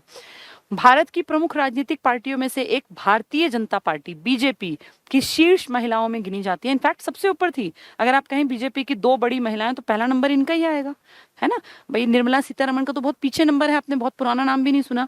सुषमा का नाम मुझे ध्यान है, हम सुषमा स्वराज बचपन से सुनते थे कि कोई बड़ी लीडर है, और इनका एक तरीका था, एक बोलने का तरीका, इनका भाषण देने का तरीका, इनकी जो शब्दों पे पकड़ थी वो गजब थी। तो वो लॉ के कारण थी, जो पीयू से इन्होंने किया, पंजाब यूनिवर्सिटी से। तो शीर्ष महिलाओं में गिनी जाती हैं। सुषमा स्वराज 11वीं, 12वीं और 15वीं लोकसभा की एमपी चुनी गई थी। अब पूछ लेंगे, एक देंगे, 11वीं, 12वीं, 13वीं और 15वीं किस में नहीं थी? तो बच्चा सोचेगा 11वीं, 12वीं, 13वीं इकट्ठे इनमें रही होगी, 15वीं में नहीं हुई। गलत। 11वीं, 12वीं और 15वीं लोकसभा में एमपी थी। 11, 12, 15, 13 नहीं है, 13, 14 में नहीं थी, 11, 12, 15। ठीक है, लोकसभा की सदस्य चुनी गई थी। उन्हें सन 2009 में लोकसभा चुनाव में भाजपा की, 2009 मतलब 11 साल पहले, 19 सदस्यीय चुनाव प्रचार समिति का अध्यक्ष बनाया गया। तो सोचो, चुनाव प्रचार के लिए समिति बनाई कि भाई ये हमारे चुनाव प्रचार का ध्यान रखेगी, उसमें ये हेड बनी थी। तो बीजेपी को कितना फेथ रहा होगा ना इनके ऊपर, नहीं तो क्यों हेड बनाते, हेड ऐसे किसी को थोड़ी बनाते हैं। तो इनका जन्म अंबाला कैंट में, वहीं से इन्होंने बीए किया। फिर ये पंजाब यूनिवर्सिटी गई लॉ पढ़ने के लिए। सुप्रीम कोर्ट तक इनको महारत थी, और इन्होंने एक यंग एज में ही राजनीति में कदम रखा। बोलने में बहुत बढ़िया थी, तो एक बढ़िया कमांड थी, इसलिए लोगों के बीच में जाती तो एक अपने आप से जुड़ाव फील करते थे लोग। ये कैबिनेट मंत्रालय इन्होंने संभाला था, सूचना प्रसारण मंत्री ये रही थी। और हरियाणा में जब पहला हिसार में दूरदर्शन केंद्र खुला था ना, तो उसका इनॉग्रेशन करने 2002 में सुषमा स्वराज को बुलाया गया, क्योंकि ये उस टाइम पर ब्रॉडकास्ट मिनिस्टर थी। तो इन्फॉर्मेशन एंड ब्रॉडकास्टिंग मिनिस्ट्री इनके पास थी। ठीक है, तो ये सारी इंपॉर्टेंट बातें। सुषमा स्वराज केंद्रीय मंत्री, मैंने बता दिया, कैबिनेट मिनिस्टर, और राजधानी दिल्ली की पहली महिला सीएम, मुख्यमंत्री रही। 2014 से 2019 तक भारत की विदेश मंत्री रही। तो ये देखो कितने बड़े डिपार्टमेंट इन्होंने देखे कैबिनेट के। पहले ये सूचना प्रसारण मंत्री थी, तब ये हिसार आई थी हमारे दूरदर्शन केंद्र का उद्घाटन करने। एक ही दूरदर्शन केंद्र है आपके हिसार में। फिर ये विदेश मंत्री रही पिछले टेन्योर में। 19 में तो इनकी तबीयत ज्यादा खराब थी, मुझे ध्यान है, ये दिखी नहीं थी चुनाव प्रचार वर्षा में, बिल्कुल ये हो गया था कि ज्यादा बीमार है। इतनी यंग एज में एक्सपायर हुई कि बहुत एज थोड़ी थी, मेरे ख्याल 60s में ही तो थी, अभी 70 भी नहीं पकड़ा। तो उस हिसाब से देखें तो बहुत जल्दी एक्सपायर हो गई। ठीक है, 6 अगस्त 2019 को 67 वर्ष की आयु में नई दिल्ली में इनका निधन हो गया। तो 19 के चुनाव में ये उतनी एक्टिव नहीं थी, लेकिन 14 के चुनाव में ये खूब एक्टिव थी, और विदेश मंत्री बनी थी 2014 के, यानी कि 16वीं लोकसभा में। तो ये 11वीं में चुनी गई थी एमपी, 12वीं में चुनी गई, 15वीं में चुनी गई। ये वो दौर था जब इनकी ऐसा सरकार बहुत ताकतवर नहीं थी। लेकिन अब 17वीं और 16वीं, 17वीं में तो खैर इनकी डेथ के मतलब टाइम ऐसा हो गया था कि अब ये नहीं आगे लंबे खींच पाएंगी इस चीज को। लेकिन अभी जो इससे पहले इलेक्शन थे उसमें ये विदेश मंत्री थी, तो एमपी थी तभी तो विदेश मंत्री बनेगी। ठीक है, आज हमने ये, हाँ टाइम हो गया, ये हमने 2 टॉपिक्स पढ़ लिया आज। आज हमने राजनीतिज्ञों के बारे में पढ़ लिया, और एक हमने पढ़ लिया जो ऐतिहासिक लोग हैं। ठीक है, तो 2 इंपॉर्टेंट चीजें हमने निपटा ली। अब कल हम लोग जो पढ़ेंगे ना, वो हम पढ़ेंगे प्रमुख साहित्यकार, यानी किताबें जिन्होंने लिखी हैं, किसी भी तरह से जिनका योगदान है लिटरेचर में, उनके बारे में जानेंगे। ये कहानियां सुन के ना सिर्फ सुनने से भी नहीं आएंगी, अब तुम्हें किताब उठानी पड़ेगी। जो मेरी वाली किताब है ना, उसमें ये सब चीजें एज इट इज हैं। ये सबसे लास्ट टॉपिक में पढ़ा रही हूँ, हरियाणा के प्रसिद्ध व्यक्तित्व, बिल्कुल लास्ट टॉपिक है। कई बार बच्चे कहते हैं मैम टॉपिक बता दिया करो, तो ये हरियाणा का बिल्कुल लास्ट टॉपिक है, पेज नंबर 243 पर है, प्रसिद्ध व्यक्तित्व, इंपॉर्टेंट फेमस पर्सनालिटीज। इसका पेज पढ़ा दिया मैंने ये। ठीक है, इसके हमने 2-3 पेज पढ़ लिए हैं, साहित्यकार कल पढ़ेंगे। तो 244 तक हमने आज पढ़ लिया। उम्मीद है ये कहानियां सुन के तुम्हें शायद चीजें याद रह जाएंगी। 1927, 1930 गोलागढ़ और पंजाब का बहावलपुर, ये किसकी बात हो रही है, समझ में आ रहा है? 27 में बंसीलाल और 30 में है अपने भजन लाल। बहावलपुर पंजाब के भजनलाल जी और गोलागढ़ भिवानी के अपने बंसीलाल जी। बंसीलाल जी देश की कैबिनेट मिनिस्ट्री में रहे, भजनलाल जी अपने राज्य की कैबिनेट मिनिस्ट्री में रहे। 7 बार एमएलए कौन बने हैं? बंसीलाल जी। 3 बार सीएम कौन बने? बंसीलाल जी। 2 बार सीएम कौन बने? भजनलाल जी। अभी हमने पढ़ा था पंडित दीनदयाल शर्मा, क्यों इंपॉर्टेंट है? झज्जर में जन्मे हैं, 1700 में जन्मे, 1800 कुछ में एक्सपायर हो गए, 37 के अराउंड। हिंदी के लिए काम किया, उन्हें फील हो रहा था कि कहीं अरबी फारसी और ये उर्दू हावी ना हो जाए, तो हिंदू महासभा के मेंबर बने। हिंदी और हिंदुओं के उत्थान के लिए उन्होंने खूब काम किया। ठीक है। सर शादी लाल रेवाड़ी में जन्मे, खूब अमीर थे, लाहौर से इन्होंने वकालत की पढ़ाई की। इतने इंपॉर्टेंट मानते थे अंग्रेज इनको कि इनको जो हाई कोर्ट था हमारा उसका चीफ जस्टिस बनाया, पहला इंडियन। इनसे पहले किसी इंडियन को उतनी औकात नहीं मानी उन्होंने, इनकी मानी, तो कुछ तो रहे होंगे। राय बहादुर की उपाधि दी और फिर प्रीवी काउंसिल लंदन में जहां बैठक होती थी, जहां सिर्फ अंग्रेजों का ही राज चलता था, वहां ये 5 साल अटके 1920 से 34 तक ये हाई कोर्ट में रहे चीफ जस्टिस, और फिर ये 34 से 38 तक प्रीवी काउंसिल में, 41 में इनकी डेथ हो गई। ठीक है। तो आज हमने इतिहास के इंपॉर्टेंट लोगों को जाना और अपने जो ये थे ना साहित्यकार, तो आज नहीं पढ़े, ये अपने राजनीतिक हस्तियां। ठीक है। तो उम्मीद करती हूँ ये समझ में आ गया। धीरे धीरे करके जब पढ़ते जाओगे ना ये सब चीजें आसान लगेंगी। खुद पढ़ते हैं ना तो चीजें याद नहीं होती, जैसे भूल जाते हैं कि बहावलपुर गोलागढ़ 27 30 फिर याद नहीं आता, या गोपाल सिंह कौन था, बल्लभगढ़ का चौधरी कौन था, किसने इनको ये नाम दिया। ये सब चीजें कहानियां एक बार सुन लोगे, अब पढ़ लेना, किताब जरूर पढ़ लेना। ये बहुत सारे बच्चे पूछते हैं मैम बुक कौन सी है? कोई भी किताब जो तुम्हारे पास है वो बेस्ट है। किताब कभी खराब नहीं होती, चाहे किसी भी राइटर की, किसी भी टीचर ने जब मेहनत की है ना तो उसकी मेहनत का आदर करना चाहिए, सम्मान करना चाहिए। सब टीचर्स मेहनत करते हैं, कोई भी टीचर ऐसा नहीं होता कि बिना मेहनत के वो कामयाब हो जाए। अगर उन्होंने नाम कमाया है तो इसका मतलब उन्होंने मेहनत की है। मैंने भी ये किताब निकाली है हरियाणा जीके की, लास्ट ईयर इस साल की स्टार्टिंग में आ गई थी, इसका पहला एडिशन था। ये बुक है। अगर आपके पास कोई और किताब है तो कोई दिक्कत नहीं है, आप उससे पढ़िए, नहीं है तो आप ये ले सकते हैं। इस किताब में मैंने कोशिश की है मैक्सिमम चीजें कवर करने की। मैंने रिपीटिशन भी जानबूझ के किया है चीजों का, क्योंकि आप जितनी बार पढ़ेंगे, जितनी बार आप सुनेंगे, जितनी बार चीजें आपकी नजरों में से गुजरेंगी, उतना ज्यादा आपको याद होगा। ठीक है। ये बहुत रीजनेबल है, बहुत महंगी भी नहीं है, हर कोई अफोर्ड कर सकता है। 130 रुपए शायद इसका प्राइस है, 130, हाँ 130, 130 रुपए की किताब है। तो ऐसा नहीं है कि बहुत पॉकेट पे बहुत भारी पड़ेगी, भाई 300-400 रुपए खर्च करने हैं। और इसमें मैंने ना हर पेज पर हर चैप्टर को कोशिश की है मैप से समझाने की। बहुत सारे लोगों ने मैप से समझाया, अच्छी बात है, मैप दिमाग में एक इमेज बना देता है। 252 इसमें पेजेस हैं, हर चैप्टर के लास्ट में इसमें क्वेश्चन आंसर्स दिए गए हैं। इक्की दुक्की मिस्टेक टाइपिस्ट करते हैं, उतनी मैंने भी बहुत कोशिश की ना हो, लेकिन टाइपिस्ट की मिस्टेक हमेशा मिलती है। अब अगले एडिशन में कोशिश कर रहे हैं वो और कम हो जाए। ठीक है। बाकी खूब पढ़ो, मन लगा के पढ़ो, हमेशा खुश रहो और जीवन में कोशिश करो कि जितना हो सके अपना भी बेहतर हो और दूसरे का भी बेहतर हो, क्योंकि जैसा करेंगे कर्मा रिटर्न्स बैक, घूम के आप ही के पास आएगा। इसलिए हमेशा दूसरों के लिए भी अच्छा ही चाहो, हमेशा ये दुआ करो कि सबका भला हो, उससे आपका भला अपने आप होता रहेगा। लेकिन कर्म करना पड़ेगा, पढ़ना पड़ेगा। ठीक है। तो खूब मेहनत करो और जीवन में हमेशा आगे की तरफ देखो। पीछे जो बीत गया वो है ना, बीत गई सो बात गई। पुरानी चीजों पे रोने से कुछ नहीं हासिल होता, जो बीत गया उसको भूल जाओ। आगे क्या अचीव करना है, अब क्या हम कर सकते हैं, हमेशा इस तरफ, इस नजरिए से जिंदगी को देखो। चलिए, थैंक यू, बहुत बहुत शुक्रिया। बहुत लोग मुझे बर्थडे की विशेष दे रहे हैं, ये आप लोगों का प्यार है जो मैं यहाँ तक पहुंची, ये स्टूडेंट्स का प्यार है जो हम इतना ऊंचाइयों तक पहुंच पाए।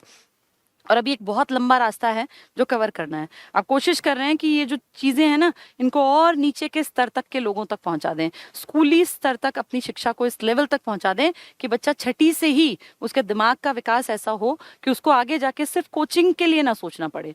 वो छठी से 12वीं तक ही इतना बेहतर बन जाए कि वो सेल्फ से पढ़ना सीख जाए, उसको ना जरूरत पड़े कि वो 12वीं के बाद जब उसको जिंदगी के थपेड़े झेलने पड़े वो तब जागे, वो छठी से जागृत हो जाए और उसके मन में पढ़ाई के प्रति एक प्यार, एक आशा जागे कि मैं भी पढ़ सकता हूँ, मैं भी पढ़ सकती हूँ। हर इंसान पढ़ सकता है, बशर्ते एक अच्छा माहौल मिले, ऐसे टीचर्स मिल जाएं जो सही रास्ता दिखा दें। कोई किसी को नहीं पढ़ाता, मैं आपको पढ़ा नहीं सकती, मैं सिर्फ आपके मन में मोटिवेशन पैदा कर सकती हूँ।